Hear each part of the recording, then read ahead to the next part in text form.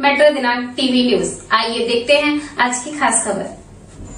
Raheja Heights के drainage line में मरने वाले जावेद के परिजनों ने बिना कार्रवाई के अंतिम संस्कार करने से किया इंकार। मुंबई, कल दोपहर मालाड पूर्व के पिंपरीपाड़ा स्थित शांतिनगर वाटर टैंक रोड पर रहेजा बिल्डर द्वारा बनाई जा रही 25 मंजिला इमारत रहेजा हाइट्स के ड्रेनेज लाइन में ऑक्सीजन की कमी से 2 लोगों की मौत हो गई और एक की हालत गंभीर है। कल हमने मेट्रो दिनांक टीवी न्यूज पर दिखाया कि कैसे रघु सोलंकी नामक शख्स, जो इस निर्माणाधीन इमारत का कर्मचारी था और संतुलन बिगड़ने से इस 40 फीट गहरे ड्रेनेज लाइन में गिर गया। परंतु पुलिस द्वारा दर्ज एफआईआर और कुछ चश्मदीदों से आज हमें यह जानकारी मिली कि यह मजदूर रघु सोलंकी बिना किसी सेफ्टी प्रिकॉशन या बिना किसी सेफ्टी इक्विपमेंट के इस गहरे ड्रेनेज लाइन में काम कर रहा था और ऑक्सीजन की कमी से बेहोश गिरा पड़ा था, जिसे बचाने पास की झोपड़पट्टी से आए जावेद शेख उम्र 29 साल ड्रेनेज लाइन में उतरा और खुद भी फंस गया। और फिर इन दोनों को बचाने जावेद शेख का छोटा भाई आकिफ शेख उर्फ बाबू उम्र 20 साल ड्रेनेज लाइन में उतरा, पर सभी के सभी ऑक्सीजन की कमी से नीचे ही बेहोश हो गए, जिन्हें दमकल विभाग ने राहत बचाव कार्य करके जोगेश्वरी के ट्रामा केयर हॉस्पिटल में भर्ती कराया और वहां पर 2 लोग जावेद शेख और रघु सोलंकी मृत करार दे दिए गए और आकिफ शेख की हालत अभी भी गंभीर बताई जा रही है। आज मेट्रो दिनांक टीवी न्यूज जब मृतक जावेद शेख के परिजनों से मिलने पहुंची तो वहां का मंजर बहुत ही दुखदाई था, जहां एक बूढ़े माता पिता अपने एक बेटे जावेद की मृत्यु और दूसरे 20 साल के बच्चे आकिफ की हालत गंभीर होने के कारण से बोलने की हालत में भी नहीं थे, और वहीं जावेद की पत्नी, जिसके 2 नन्हे मुन्ने बच्चे हैं, उसका अपने पति के निधन पर रो रो कर बुरा हाल था। आज जावेद की मृत्यु के दूसरे दिन पुलिस ने बिल्डिंग में कॉन्ट्रैक्ट बेस पर काम कर रहे प्लम्बर मनोहरन नाडार पर भारतीय दंड संहिता की धारा 304A, 336, 338 के तहत मामला दर्ज किया है। मेट्रो दिनांक टीवी न्यूज से बात करते हुए स्थानीय रहवासियों ने पुलिस और बिल्डर पर आरोप लगाते हुए कहा कि जब कोई ऐसी कम ऑक्सीजन वाली जगहों पर कर्मचारी कार्य करता है तो सुरक्षा को ध्यान में रखकर ही कार्य किया जाता है,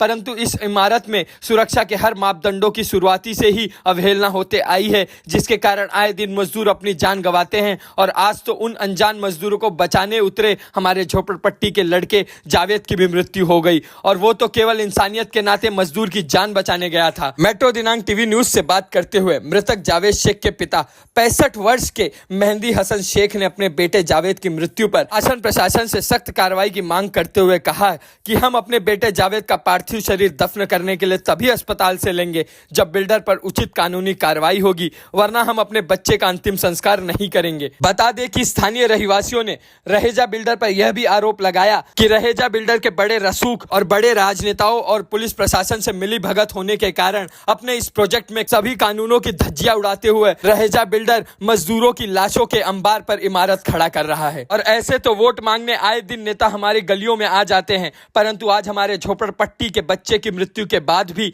कोई नेता खबर लेने तक नहीं पहुंचा है, जिससे साफ नजर आता है कि रहेजा बिल्डर का ये नेता कितना बचाव करना चाहते हैं। और पुलिस ने केवल प्लम्बर पर एफआईआर दर्ज किया है और हम सब रहवासी अभी यही चाहते हैं कि रहेजा बिल्डर और उनके सेफ्टी ऑफिसर साइट इंचार्ज पर हत्या का मामला दर्ज हो, तभी मृतक जावेद और मजदूर रघु को न्याय मिलेगा, वरना हम सभी रहवासी आमरण अनशन करेंगे। आइए देखते हैं मेट्रो दिनांक टीवी न्यूज से बात करते हुए मृतक जावेद के परिजनों और आक्रोशित स्थानीय रहवासियों ने क्या कुछ कहा।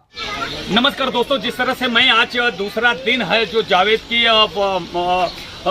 उसमें मौत हो गई है, आज उनके घर पे पड़े उनके सगे संबंधी पूरे गांव के पिपरी पाड़ा के पूरे देखो उनके सगे संबंधी से पूरा पिपरी पाड़ा के लोग अपनी छुट्टी करके उनके शहादत में उनके दुख में शरीक होने के लिए आए हैं। मैं जानना चाहता हूं कि अभी हमारे बीच में हमारी बहनें बहुत उपस्थित हो, उनको इतना मन में आक्रोश है बिल्डर के प्रति, हम उनसे जाने उनका यही कहना है कि नहीं हमको भी बोलना है, हमको भी कुछ शब्द शासन प्रशासन तक पहुंचाना है, आपके मीडिया के माध्यम से हमें शासन प्रशासन तक ये बात पहुंचाना है, हमें बोलना है, हमें भी 2 शब्द कहना है। इसके लिए मैं जानने की कोशिश करता हूँ, क्या कुछ कहना चाहती है मौसी जी आप?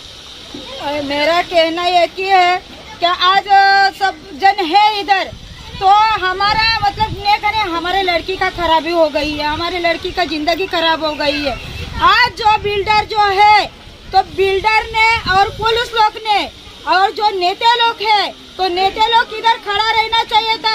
आज वोटिंग रहता है तो दुनिया भर घूमते हैं, हमारे को वोट करो, हम तुम्हारा सुरक्षा कर देंगे, तुम लोग का अच्छा करेंगे, हम ऐसा करेंगे वैसा करेंगे। आज एक 3 परिवार गया है इसमें, तो एक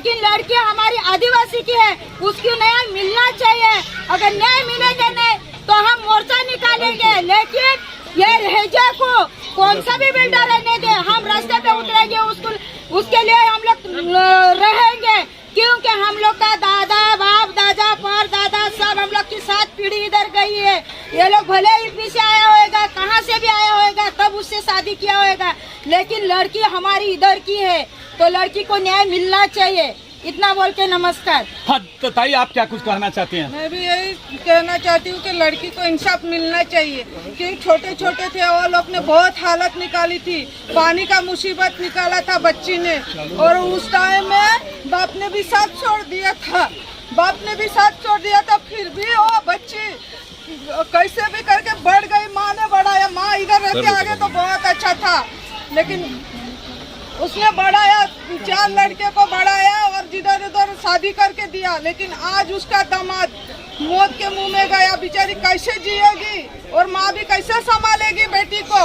आप शासन प्रशासन से क्या आप मांग कर रहे हैं? हमको इंसाफ चाहिए, वही बोलना। हाँ ताई आप क्या कहना चाहती हैं? आप भी लड़की के ऊपर इतना बड़ा पहाड़ टूटा है, उसका परिवार के ऊपर सबके ऊपर बोलो, छोटे भाई को बचाने के लिए वो गया है, वहाँ के वर्कर लोग इतने थे, वो कोई नहीं आया, वॉचमैन इधर से आके लेके गया है क्या। अब वो जो छोकरी के 2 बच्चे हैं, उनका परिवार है, बुढ़ा बुढ़ी है, सास ससुर है, उनकी बहन लोग है, तो उन लोग को जैसे संभालना है, जो भी है उसके हक में इंसाफ करे, उसको नौकरी दे या बच्चों की आगे बढ़ने का सुविधा दे। ताई किसको दोषी मानते हैं आप इसमें? हम तो दोषी बनेंगे जब हमारे बच्चे खाना खाने आए, हमारे बच्चे इधर है उधर कोई भी गिरा है, वहाँ कोई भी गिरा है, वहाँ का अंदर पब्लिक है, तो वो पब्लिक छोड़ के हमारे बाहर क्यों आया, हमारे बच्चे को क्यों बुला के लेके गए, तो इसके पीछे कुछ तो राज है, तो वो राज हमें जानना चाहता है, हमको इंसाफ चाहिए। क्या कहना चाहते हैं भाई साहब आप? यही कहना चाहता हूँ, मेरे जीजा को उन्होंने उतने पब्लिक उनके वर्कर होने के बाद भी इधर पे आए बुलाने के लिए, पर ये काम तो ये कर सकता है कि तुम अपने वर्कर अपने सुपरवाइजर किसी को बुला के या कांटेक्ट कर सकता, पुलिस को बुला सकता था, उनको अंदर लेके जाने की क्या जरूरत थी। वो गेट खोल के वो जब इधर आ सकता है तो वही गेट खोलने के बदले तो अंदर जाके बुला सकता था उनको। हाँ, आपका शुभ नाम? मेरा नाम किरण जी, आपको किसका जिम्मेदार आप ठहराते हो? तो ये जिम्मेदार ठहराता कि वो रेजा वाला वही जिम्मेदार उसका सुपरवाइजर, जो उसका कॉन्ट्रैक्टदार है, जो उनका जो भी है वहाँ के बिल्डर लोग, वही उसका जिम्मेदार है। मगर उन्होंने एक मामला दर्ज किया है उसके ऊपर, प्लम्बर के ऊपर, उससे आप संतुष्ट हैं कि नहीं? प्लम्बर का के लिए बुलाने वाला वहाँ का जो सिक्योरिटी गार्ड था, प्लम्बर तो थोड़ी ना आया था यहाँ बुलाने के लिए गेट खोल के। प्लम्बर के पास चाबी होती है, गार्ड के पास चाबी होती है, प्लम्बर के पास चाबी नहीं होती है। आप क्या कुछ कहना चाहते हैं भाई साहब? आप जो घटना हुई? मेरा बड़ा भाई था। हाँ, मैं एक्चुअली क्या है ना, मैं उधर गया था, काम पे गया था, मेरे को तो सर इसके बारे में कुछ मालूम है। एक्चुअली क्या है, मेरे को मालूम पड़ा जैसे कि ऐसा जब दुर्घटना घटा तो उतने में मैं भाग के आया, लेकिन इन लोगों को क्या जरूरत है गेट खोल के रखने का? अभी तक ये सब घटना हुआ नहीं सर, ये इसका जिम्मेदार पूरा ये रह जाए। आप रहेजा को जिम्मेदार मानते हैं इसका? आप सर आप क्या कुछ कहना चाहते? आप बुजुर्ग हैं, आपका लगभग हम तो ये मानते हैं कि लगभग 50 वर्षों आपकी यहाँ जिंदगी निकल चुके हैं। आप क्या अनुभव, आपका क्या अनुभव के हिसाब से ये दोषी कौन है? सर इसमें दोषी बस्ती हमारी है, रोड बीच में आता है, रेजा कंस्ट्रक्शन अपना काम कर रहा है, गेट लगा हुआ है, गेट के अंदर चेंबर बनाया हुआ है। पहली बात तो चेंबर के अंदर ढक्कन क्यों है? दूसरी बात, जब अगर कोई वर्कर उनका बिना, आज तक कुछ वर्कर का भी कोई लापता है, कहाँ है, कौन उसका गार्जियन है, क्या उसको ओपन ने आज तक नहीं किया, अभी तक नहीं, 24 घंटे हो गए। दूसरी बात, अगर गेट खोल करके वॉचमैन जो बैठे हैं वहाँ के लोगों को बुला करके लेके भाई आओ देखो क्या हो गया, वो आदमी तड़प रहा है। अरे तड़प रहा है, कहाँ तड़प रहा है? उसके अंदर कितने वर्कर काम चालू है, अभी भी चालू है, बंद काम नहीं हुआ। लेकिन उनको लोगों को न बुला करके जब गेट तुमने खोला तो वाजिब बात है, कोई भी बस्ती का जाएगा। काका आपका नाम क्या है? मेरा नाम जानकी प्रसाद कनौजिया है। अच्छा कनौजिया साहब, मैं ये पूछना था कि आप, उन्होंने एक प्लम्बर के ऊपर मामला दर्ज किया, आप उससे संतुष्ट हैं कि नहीं? अरे प्लम्बर भी तो एक गरीब घर का लड़का है, प्लम्बर भी तो अपने नौकरी के लिए करता है। प्लम्बर का क्या, प्लम्बर को आपने क्या सेफ्टी दिया है? प्लम्बर को भी आपने तो किसको दोषी आप मानते हैं? उनके कंट्रक्टर को मानता हूँ, उनके जो ठेकेदार हैं वहाँ उनको दोषी माना जाएगा। वॉचमैन जो बैठे हैं गेट पर, तुमको बाहरी आदमी को एंट्री नहीं लेना है, तुम्हारे अंदर अंगार लग जाए, कुछ भी आता हो, बाहरी आदमी को एक भी एंट्री नहीं लेना देना चाहिए। एक गेट खोल करके लोगों को एंट्री लेकर के बुला के क्या जरूरत थी? अगर नहीं बुलाया होता, वाजिब बात है, किसी मनुष्य का जान बचाने के लिए कोई भी मनुष्य कोशिश करेगा। तो क्या आप ये मांग करते हैं कि क्या अब फिर से उसमें जो FIR हुआ है उसमें बिल्डर का नाम डाला जाए और जो कंट्रक्टर का नाम डाला जाए, सुपरवाइजर का नाम डाला जाए? क्या आप ये मांग करते हैं क्या? भाई मेरा कहने का मतलब कि प्लम्बर के ऊपर कौन सा धारा कौन सा लगाएंगे, ये तो नॉर्मल की बात है। हमके ऊपर चाहे कुछ भी करो, लेकिन एक गरीब घर का लड़का गया है, दो भाई, एक भाई अभी वेंटिलेशन पे है, भाई को बचाने के लिए भाई गया, उसकी औरत भी जा रही थी। अच्छा हुआ लोगों ने पकड़ा, नहीं तो मत जाओ। मेरा एक ही मानना है कि उनको बैठ बूझ करके उनको बच्चे के लिए कंपनसेशन दो, उनके रहने की सुविधा दो, और क्या चाहिए? जिंदगी के बदले क्या मिलेगा? जिंदगी नहीं आएगी। हमको झगड़ा भी नहीं करना, हमको धरना मोर्चा प्रदर्शन नहीं करना। आप बैठ करके पब्लिक के बीच में कुछ इलाज कर दो भाई, हम इनके बच्चों को क्या देंगे, औरत को क्या देंगे, उसके परिवार को क्या, बाकी हमारा क्या लेना देना। हम तो एक पड़ोसी हैं, पड़ोसी के नाते मेरा है यही कहना है। सर नाम का जो आदमी गिरफ्तार हो गया, ये बहुत सज्जन आदमी था और इसके लिए, इसके घर वालों, इसके बच्चों के लिए और इसके रहने के लिए कोई रहेजा की तरफ से कोई सुविधा दी जाए या कोई पक्का मकान दिया जाए, इनको एक छत दिया जाए रहने के लिए। सर मेरा यही कहना है। और वो बहुत सज्जन आदमी था और पूरी की पूरी गलती इनके सुपरवाइजर और इनके कॉन्ट्रैक्टर की है। हम तो यही गलती मानते हैं, पूरा रहेजा बिल्डर के ऊपर पूरा जिम्मेदारी है। और ये जो FIR ठोका गया है प्लम्बर के नाम पे, ये सरासर सर गलत है।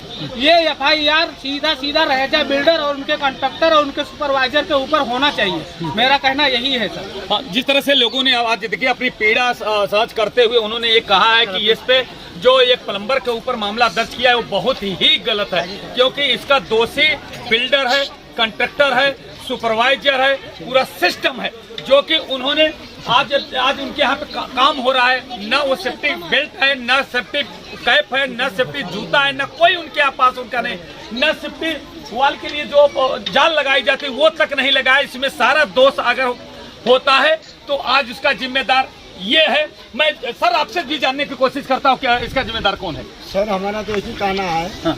जब तुम्हारे पास 600 वर्कर काम कर रहा है अंदर, हाँ। और उसमें कोई लड़के बच्चे लोग फुटबॉल और बॉल खेलता है, बॉल जाता है तो देता नहीं है, गेट खोलता नहीं है, हाँ। तो जब तुम्हारा आदमी गिर गया उसके अंदर, हाँ। तो हमारे बच्चे को झोपड़पट्टी से बोला कि क्यों लेके गया इधर से? तू अपना 500-600 तेरा वर्कर था ना, तो तुम उसको बुलाया होता। तो मेरे बच्चे को क्यों बुला के लेके गया इधर से? अब वॉचमैन आया, वॉचमैन बुला के लेके गया उसको, लेके गया। वो वॉचमैन भी फरार है वहाँ से, वॉचमैन भी गायब है वहाँ से, वॉचमैन भी गायब है। जो बोला गलत मत बोला करो, जो बात है सच्चाई तो सच्चाई बोलो। इस चीज को हमारे घर में 600 जब वर्कर तेरे अंदर काम कर रहा है, अब कोई गिर गया, दुर्घटना हुआ तेरे बिल्डिंग के अंदर, तो तुम्हारे झोपड़पट्टी का बच्चा को क्यों बोला के लेके गया? बस यही हमारा कहना है साहब। वो बच्चे को न्याय मिलना चाहिए। वो छोटा छोटा बच्चा है, उसका बाप कचरा चुनता है, और वही जो लड़का एक बड़ा हाथ आज जावेद, वो दिन भर रात भर रिक्शा चला करके आता था, वो भी कचरा चुन करके और अपना बच्चे को जो है परवरिश करता था, पूरे परिवार को करता था। 16 परिवार है, 17 परिवार है साहब, हाँ। वही लड़का था पालने वाला। तो मैं रिक्वेस्ट करता हूँ जैसे सबका जिम्मेदार ये रहा। आपका शुभ नाम सर? हमारा नाम बिंदु सिंह है सर। सिंह साहब, मैं ये मांग करता हूँ कभी उसकी जो लाश वहाँ पड़ी है, अभी आप लोग क्या लाश अभी लेने के लिए जाएंगे नहीं, या क्या उसका क्या आप लोगों ने सोचा है? हमको जब तक बिल्डर अगर न्याय नहीं देगा तब तक मैं लाश लेकर नहीं आऊंगा। क्या बोलना चाहिए? हम लोग को न्याय नहीं मिलेगा जब तक हम लोग बॉडी नहीं लाएंगे वहाँ से। दीदी आप बोलना चाहती हैं? बोलिए। इतना बड़ा कांड होने के बाद सर आज भी काम चालू है अंदर। इतना बड़ा कांड होने के बाद आज भी काम चालू है, आज भी काम चालू है अंदर। कौन सा प्रोसेस है ये? कौन सा प्रोसेस है? इतना बड़ा कांड हो गया कल, आज भी अंदर काम चालू है, आज भी काम चालू है। यानी किसी के जान की कोई कीमत नहीं है, किसी के जान की कोई कीमत नहीं है। छोटा आदमी इतनी बड़ी बड़ी बिल्डिंग बनाता है, छोटा ही आदमी बनाता है, कोई बिल्डर आके डायरेक्ट नहीं बनाता है, इतने बड़े बड़े काम करता है, छोटा ही आदमी करता है। सर आप क्या कहना चाहते हैं, क्या वो आप बॉडी लाएंगे कि नहीं? अभी आप लोग बॉडी क्यों नहीं ला रहे हो? नहीं ला रहे हैं सर कि अब इधर का इंसाफ चाहिए अपना लोग। अरे कोई पुलिस वाला तो आना चाहिए ना। उधर का कोई ये भी नहीं पूछने लगा क्या हुआ क्या नहीं हुआ। पुलिस आपके दिल की बात क्या है? क्या मांग आपकी है? आप लोग पर कार्रवाई होना चाहिए, उन पे कार्रवाई होनी चाहिए। किस पे कार्रवाई होनी चाहिए? कार्रवाई तो हो गई है, अभी वो प्लम्बर के ऊपर हुआ है। गलत है। किसके ऊपर होना चाहिए? बिल्डर पे सब पे होना चाहिए। जैसा कि अभी सर बता रहे हैं कि सिंह साहब के उन्होंने कि ये जो कार्रवाई हुई है वो बहुत सरासर गलत हुई है। प्लम्बर का क्या लेना देना? प्लम्बर का क्या कुछ है? प्लम्बर थोड़ी बिल्डिंग बना रहा है, कॉन्ट्रैक्टर बिल्डिंग बना रहे हैं, बिल्डर बिल्डिंग बना रहे हैं, वहाँ सुपरवाइजर बिल्डिंग बना रहे हैं। उन पे कार्रवाई होनी चाहिए, उन पे कार्रवाई होनी चाहिए, उनके उल्टे होने चाहिए, समझे? उन पे कार्रवाई होनी चाहिए जिसका जो उससे संबंधित है, जिसके ताकत पे बिल्डिंग खड़ी हो रही, वो बिल्डर के ऊपर कार्रवाई होनी चाहिए और सुपरवाइजर के ऊपर, पूरे सिस्टम पे कार्रवाई होनी चाहिए। जो प्लम्बर पे लिया गया है वो गलत है। उनकी ये न्याय जब तक उन लोगों को न्याय नहीं मिलेगा तब तक हम लाश यहाँ नहीं लाएंगे और नहीं दफन करेंगे। ये तो अब हमको देखना है। आगे कुछ लोगों से भी बात करता हूँ कि उनकी क्या प्रतिक्रिया है। धन्यवाद। आइए हम जानने की कोशिश करते हैं कि जिस प्रकार से यहाँ पे कल घटना एक घटी थी जिससे सब लोग बहुत दुखी हैं। हम सर अभी कल जो जावेद की घटना घटी है जिससे आज पूरा आपका पाड़ा के लोग बहुत दुखी हैं। आज उनकी लाश आने की बात थी, क्या हुआ, क्यों नहीं आई, इसका क्या वजह हो सकता है? सर सर्वप्रथम अपना जो हिंदुस्तान है ये डॉक्टर बाबा साहेब अम्बेडकर इनके संविधान से चलने वाला ये अपना देश है। आज बात करें संविधान की तो डॉक्टर बाबा साहेब अम्बेडकर के जो संविधान है ये पैसे से तोला जाता है। ये आज कल जो जावेद का जो मैटर हुआ जिसमें 2 जन के मौत हो गई, आज उसका जो एफआईआर हुआ 304A की जगह 304 कलम लेना चाहिए था। और ये कलम जो साइड ऑफिसर से यानी सेफ्टी ऑफिसर है या कॉन्ट्रैक्टर है या तो तुम्हारे बिल्डर है डीएम जो मैनेजमेंट करता है उनके ऊपर ये लेना चाहिए था। इनके ऊपर ना लेते हुए जो यहाँ पे एक मजदूर कामगार है जो प्लम्बर है उनके ऊपर वो एफआईआर लिया गया है। ये इससे ही मालूम पड़ता है कि आज का जो संविधान है वो पूरा बिक रहा है। तो इसको आप इससे सेटिस्फाई नहीं है आप? नहीं, इससे जरा भी आपकी क्या मांग है? यहाँ की अभी भावना ऐसी हो रही कि ये दीवार की उस साइड का ये इंडिया है और दीवार की इस साइड ये भारत है। लेकिन ये भारत की इतनी ताकत, इतनी जनता एक साथ में है कि ये इंडिया वालों को हम दिखा देंगे कि भारत की ताकत क्या है। नहीं साहब, अभी मांग क्या रखिएगा आप लोग? लाश क्या कब जलाएंगे, क्यों नहीं जला रहे हैं आप लोग? उसका डिसीजन हम लोग नहीं ले सकते, उसका डिसीजन उनके परिवार ले सकते हैं। उनके परिवार का कहना है जो जब तक जावेद को न्याय नहीं मिलता है तब तक हम लोग बॉडी को क्लेम नहीं करेंगे। अच्छा सर, आप किसको दोषी मानते हैं इस घटना का? जिम्मेदार किसको मानते हैं सर? इस घटना का जो जिम्मेदार है वो बिल्डर ही होगा, क्योंकि बिल्डर इसके लिए, क्योंकि जो काम जो चलता है तो बिल्डर का एक फर्ज होता है और बिल्डर रोज उस काम की जानकारी लिया करते हैं। जिसका भी काम होगा वो रोज काम की जानकारी लेते हैं कि भाई क्या क्या काम वहाँ पे हो रहा है। अभी कल ये जो घटना हुई वो घटना को 24 घंटे बीत चुके हैं, लेकिन न बिल्डर का कोई आदमी आया है न कोई किसी से बात कर रहा है।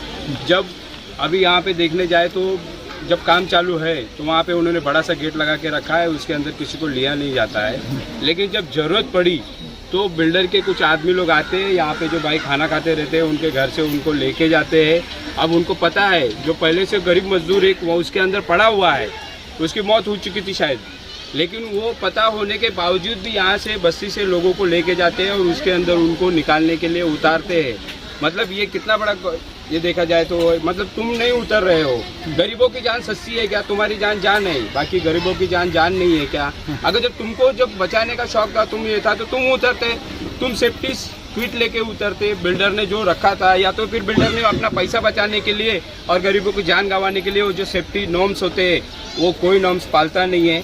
सबसे पहले रजा बिल्डर का यहाँ पे बहुत से झाड़ काट चुके हैं। हमने इससे पहले भी 1-2 साल पहले हमने किया था, वहाँ पे हम लोग ने स्पॉट पंचनामा किया था। जिलेटिन्स की जो कांडिया होती है वो जिलेटिन्स की कांडिया, वो तलाठी वहाँ पे खुद ऑफिसर सामने था, पंचनामा हुआ। वो जो ब्लास्टिंग हुआ उसका सारा सामान मिला। यहाँ से हम कलेक्टर ऑफिस तलक गए, लेकिन कोई सुनवाई कोई कार्रवाई नहीं हुई, क्योंकि वो जो ब्लास्टिंग होता है उसकी वजह से अब यहाँ पे आजू बाजू में जो कच्चे घर है उसके ऊपर किसी का पत्रे का घर है, किसी का ताड़पत्री का घर है, तो किसी का ताड़पत्री के ऊपर आके कुछ पत्थर गिरता है, उसका ये होता है, क्रैक होता है, लेकिन उसकी कोई ये नहीं होती है। रैजा बिल्डर का अभी देखो मदमस्त है, उसको कोई फर्क नहीं पड़ा है। 2 आदमी कल गुजर चुके वहाँ से लाशों मतलब निकाल रहे थे, गेट से बाहर निकाल रहे और ऊपर आराम से उसका काम जोरों में चालू है। और अभी भी उसका काम, अगर जब अपने गांव में या घर में बाजू में अगर जब किसी का दुख हो जाता है कि यही अगर जब उसका किसी घर का व्यक्ति का देहांत हो गया होता तो वो रैजा बिल्डर इतने मजे में रहता था, इतने आराम से वो कर सकता था। यहाँ पे अपने भारत की संस्कृति और भारतीय ये लोग हैं कि अगर जब अपने गांव में घर में बाजू में अगर जब किसी होता है तो लोग काम धंधा छोड़ के उनके सांत्वन के लिए उनके आजू बाजू में बैठे रहते कि भाई हम आपके साथ में हैं। बराबर वैसे ही जब उनका हमारी ज़रूरत पड़ी इन गरीब लोगों की, तो जब वो यहाँ तक आता है वो लोग उनके बुलाने के लिए और उनको लेके जाते हैं, लेकिन जब हादसा हो जाता है जब उनकी तब यहाँ पे कोई झांकने नहीं आता है। अब उसके बाद में भी आगे जाने के बाद अब वहाँ पे पुलिस चौकी से अब जो FIR बना है उसके अंदर खाली 304 का A डाला गया है। अब देखो कितना ये भी है, उसके अंदर A डालने की वजह से बहुत कुछ उसका अर्थ बदल जा रहा है। खाली अगर जब वो 304 होता तो उसका अर्थ कुछ और होता था, लेकिन अगर जब 300A डालने के बाद में उसका अर्थ बदल चुका है, पूरी तरह से बदल चुका है। मतलब 2 लोगों की जान, अगर जब 304A का मतलब देखा जाए तो उसके अंदर 2 साल की सज़ा है। मतलब 2 जान की सज़ा तुम 2 साल दे रहे हो, वो भी कोई अभी तक अरेस्ट नहीं हुआ है, वो भी अपने मस्ती में घूम रहे हैं। और जिसको अरेस्ट किया है वो भी एक गरीब आदमी है, उसकी भी कुछ मजबूरी होगी, उस मजबूरी को उन्होंने पकड़ा होगा और गरीब के सामने गरीब ही खड़ा कर रहे हैं, गरीब को गरीब से ही लड़ा रहे हैं और एक गरीब दूसरे गरीब के लिए कर रहा है। तो हमारी ये मांग है कि जो यहाँ पे हादसा हुआ है, यहाँ पे जावेद उनका हादसा हुआ है, उसके बाद में जो सोलंकी है जो उन्होंने पहले उसको उतारा गया था, वो जो साफ़ सफाई के लिए जिसके लिए वो लोग बचाने के लिए गए थे, एक गरीब को दूसरा गरीब ही बचाने के लिए गया था, उनका कोई रैजा का कोई आदमी उसमें उतरा नहीं था। यही लोग उसकी मदद के लिए तैयार हो गए, क्योंकि एक गरीब ही दूसरे गरीब का घर दर्द जानता है, इसके लिए वो लोग तैयार हुए थे और वो लोग उतरे थे। लेकिन उसके लिए रैजा के कोई आदमी ने उन्होंने मदद नहीं किया और न ये किया है। हमारी यही मांग है रैजा और पुलिस प्रशासन से कि ये जो पीड़ित परिवार है वो पीड़ित परिवार को उचित न्याय दिया जाए और जो उस घटना को दोषी है उनके ऊपर सख्त से सख्त कार्रवाई की जाए। आपका शुभ नाम सर? मेरा नाम राजू पटावकर है, मैं Republican party of India industry circuit में हूँ। सर इसका आप पूर्ण रूप से जिम्मेदार अपने एक ही शब्द में बोल दीजिए कि सबसे बड़ा पूर्ण रूप से जिम्मेदार कौन है? बिल्डर है। बिल्डर कि इस घटना का जिम्मेदार बिल्डर है, तो सही बताया उन्होंने, बिल्डर है इस घटना का जिम्मेदार। और उनके जो नीचे होते हैं सुपरवाइज़र है या उनके जो संभालने वाले रहते हैं उनको ध्यान देना चाहिए, एक ताकि ऐसे खुला नहीं रहना चाहिए। और जैसे कि उसमें एक कामगार, एक रघु नाम के जो चचा हैं, जो नाम सुनने में आ रहा है कि वो उसमें गिर गए थे, और वॉचमैन जो बाहर होता है वो भागा भागा इधर बस्ती में आया, ये शांति नगर बस्ती है, इधर चिल्लाया, बोले उसको बचाओ बचाओ। तो इधर से जावेद नाम का लड़का जिसकी उम्र 35 साल है और जो उनका भाई है बाबू, वो आज मौत से लड़ रहा है, वो सीरियस है, वो हॉस्पिटल में ICU में है।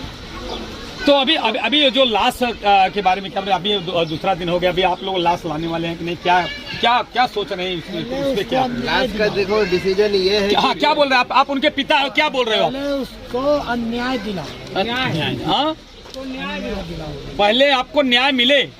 हाँ, तो अब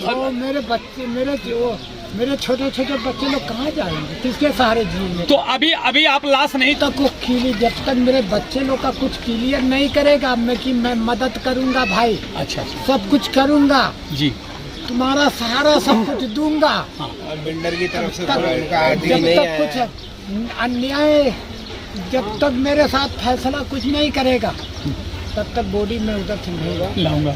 ठीक है तो सर आप क्या कहना, जैसे कि बाबूजी उनके जावेद के पिताजी कह रहे हैं कि नहीं, जब तक हमारे बेटे को न्याय मिलेगा नहीं, हमारे बहू को न्याय नहीं मिलेगा, तब तक हम लाश को दफनाएंगे नहीं। आप क्या कहना चाहते हैं? पिताजी ने कि हमारे पूरे मोहल्ले, पूरे ये एरिया शांति नगर पिपरीपाड़ा सब यही चाहता है कि जब तक जावेद शेख को न्याय नहीं मिलेगा तब तक हम बॉडी एक्सेप्ट नहीं करेंगे। ये हमारा एरिया का लोगों को कहना है और एक एक गली में औरत लोग ये सब बात कर रहे हैं। और दूसरी बात ये रह जाए, जब से ये रोड बना है तब से शांति नगर वाले तकलीफ में, तब से शांति नगर वाले तकलीफ में।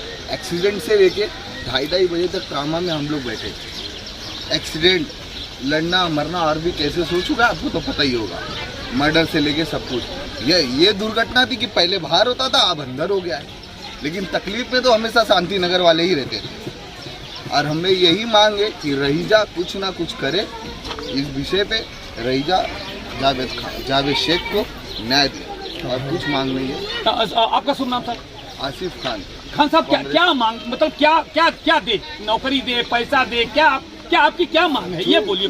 लगे जो उचित लगे, अगर फैमिली से अगर कोई है फैमिली में अच्छा सिविलवान तो उनको नौकरी दे। अगर उनके मुझे सुनने आया कि उनके 2 बच्चे भी हैं जी, छोटे बच्चे, उनके पढ़ाई का स्टडी का खर्चा उठा ले, और उनकी वाइफ है, उनकी वाइफ का कुछ चालू कर देते हैं। बहुत संघर्ष कर रहे पूरी टीम के एक नायक है, जो पूरी पब्लिक कह रही है, उसके घर वाले कह रहे हैं, मैं भी कह रहा हूँ, उसको न्याय मिलना चाहिए। जब तक न्याय नहीं मिलेगा तब तक आगे के लिए कुछ सोचना ही बेकार है, क्योंकि उसके 2 बच्चे घर में रो रहे हैं, छोटे बच्चे हैं, बुढ़ा बाप है, अभी आपने उसका वाइट लिया, और बीबी की ऐसी स्थिति है कि वो आके बोल नहीं सकती है, माँ डिप्रेशन में चली गई है। ऐसी स्थिति में हम लोग तो कोई डिसीजन नहीं बता सकते, लेकिन इतना जरूर कोशिश है, उसके लिए कुछ भी करना पड़े हम लोग करेंगे। रहेजा पे बैठे, रोड पे बैठे, पुलिस चौकी में बैठे, कलेक्टर ऑफिस में बैठे, जहाँ भी जाना होगा जाएंगे, न्याय दिला के रहेंगे, ये आपसे हम कह रहे हैं। धन्यवाद। मैं जिस तरह से अभी उन्होंने बहुत ऐसे शब्द में बोला, बड़ा मतलब दुखी भी हुए और आक्रोशित भी हुए कि जब तक जावेद के परिवार को न्याय नहीं मिलेगा, उनके दोनों बच्चों को न्याय नहीं मिलेगा, तब तक हम दूसरा कदम नहीं उठाएंगे।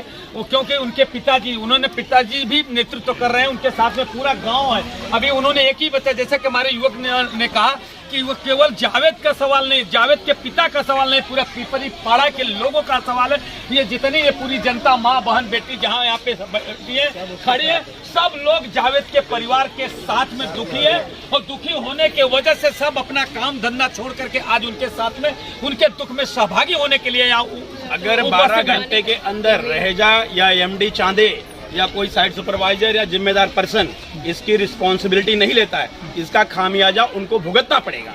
ये गरीब की आह है और गरीब की एकता उन्होंने देखी नहीं है, लेकिन उनको हम दिखा देंगे कि हम शांति नगर वालों की मौत ऐसी खाली जायज नहीं जाएगी। देखिए किस तरह से उन्होंने सचमुच उन्होंने क्या एक अपना दर्द बयां किया कि ये गरीब का कहावत एक कहे कि निर्बल को न सताइए, जाके मुठी हाय मुई खाल को स्वार्थ से स्वार्थ खत्म हो जाए। अगर गरीब को कोई सताएगा तो लड़ाई तो नहीं, मगर उनकी बद्दुआ, उनकी जो ताकत है, ये पूरी टीम देखिए ना, पूरा पिपरी पाड़ा यहाँ पे खड़ा है, पूरा जो गरीब है, जिसके रोज खाने वाले लोग हैं, जो रोज कमाते और रोज खाते। आज इतनी बड़ी संख्या में लोग आज जावेद के परिवार के साथ, उनके माता पिता के साथ, उनका बेटा बनके, उनका भाई बनके, उनका परिवार बनके खड़े हैं कि जावेद नहीं है तो आप को फिक्र करने की जरूरत है। हम लोग जावेद के साथ में खड़े होकर जावेद के बीबी के, उनके बच्चों के न्याय दिलाने की काम करने के लिए वो संतुष्टिजनक नहीं है। मैं लॉ का स्टूडेंट तो नहीं हूँ, लेकिन हमें देख के लगता है स्थिति जो घटना घटी है, पुलिस ने जो भी रिपोर्ट लगाया 304A,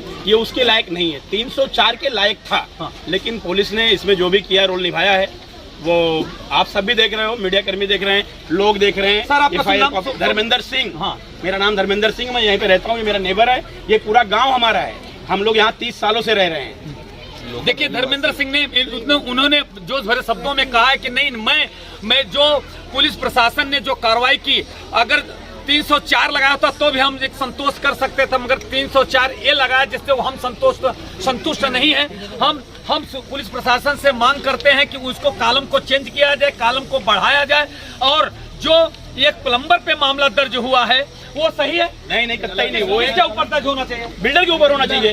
जो जिम्मेदार पर्सन है, बिल्डर है, कॉन्ट्रैक्टर है, जो उनके सेफ्टी ऑफिसर हो, उनको अंदर जाना चाहिए। ये काम किसका है?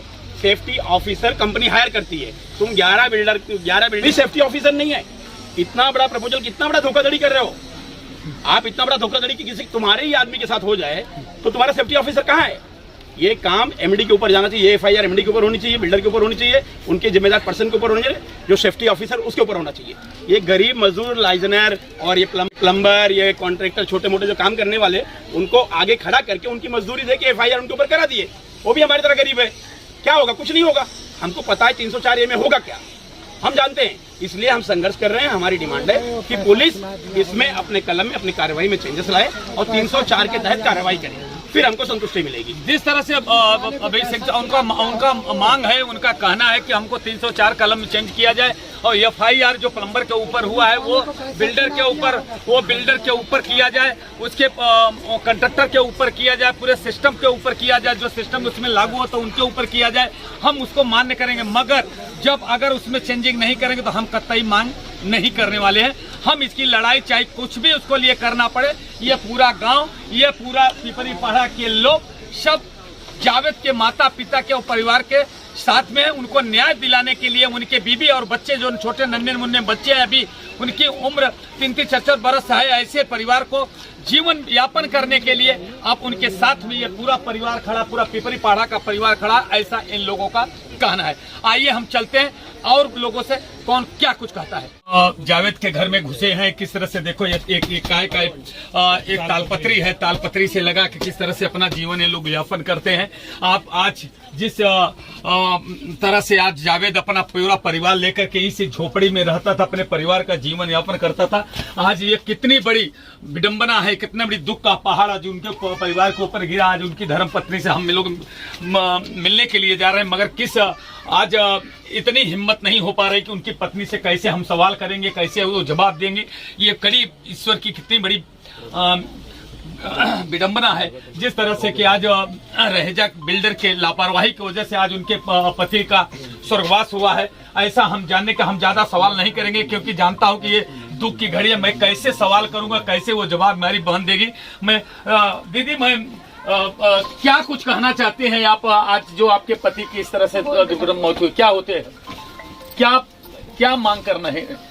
उनकी मम्मी बोलो, थोड़ा शक्ति निकालो बेटा।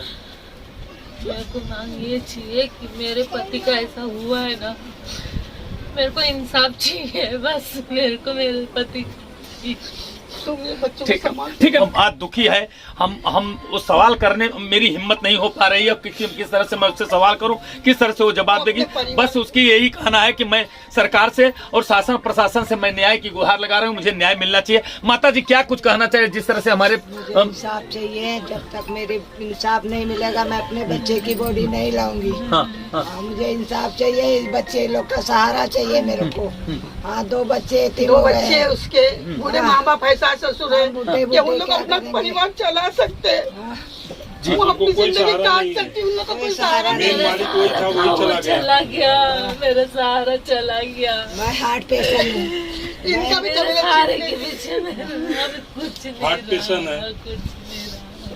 मुझे मेरे बच्चे का इंसाफ। ठीक है, मैं ज्यादा अपनी बहन को दुखी और नहीं करना चाहता हूं। मैं यही शासन और प्रशासन से, मेरी मेट्रो दिनांक चैनल की तरफ से, उनके पूरे परिवार की तरफ से मैं यही कहूंगा कि उनको ऊपर न्याय मिलना चाहिए। कि बहन, आप क्या बोलना चाहते हैं अपने भाई के उसमें, क्या बोलना चाहते हैं?